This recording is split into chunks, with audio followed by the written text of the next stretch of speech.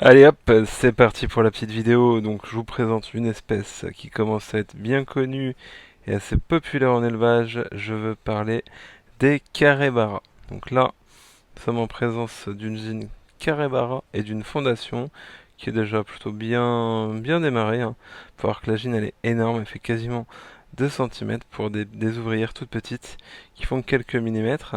Cette espèce-là a une grande diversité de castres, donc au sein de la même colonie. On a peur des ouvrières, des espèces de médias, enfin diverses tailles d'ouvrières, des majors également, une castre appelée super major, qui sont des majors quasiment aussi gros que la gine.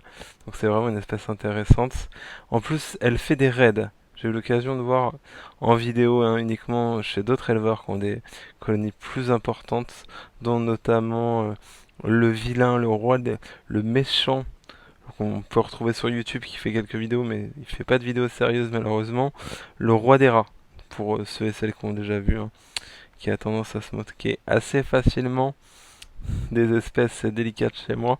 Il a une grosse colonie de capybaras et effectivement on peut les voir faire des raids, c'est assez impressionnant. Donc c'est une espèce à la base où je me tâtais, je savais pas trop, j'en prends pas, et l'occasion s'est présentée à moi. D'ailleurs je remercie la personne qui me les a ramenés. Et franchement, ça a l'air vachement intéressant. Donc on va suivre leurs aventures dans les prochaines vidéos, voir si elles se développent ou non. C'est une espèce qui a la particularité d'avoir une durée de vie très courte pour les ouvrières.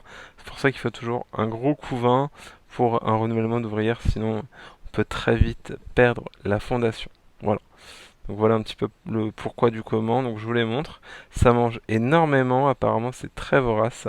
Et donc on va voir ce que ça donne dans les semaines, dans les mois à venir. J'espère qu'elles vont bien se développer. Je vais vous montrer donc le setup que j'ai prévu, hein. C'est tout simple, je vais dézoomer. C'est l'ancien setup des détritus où j'ai ajouté donc du substrat et de la mousse, comme vous pouvez le voir. Et on est parti et j'ai remis le nid. Donc c'est très humide, hein, parce que cette espèce a besoin d'humidité. Et j'ai remis donc le nid en BC avec un peu de substrat dans les galeries. J'espère qu'elles vont y emménager rapidement. Et puis voilà quoi, qu'elle puisse évoluer vite. Voilà un petit peu pour cette espèce. Je voulais en profiter pour vous montrer un peu tout. Donc voilà le setup simple, hein. Vous pouvez voir la mousse du substrat et les jolies petites carrés barras.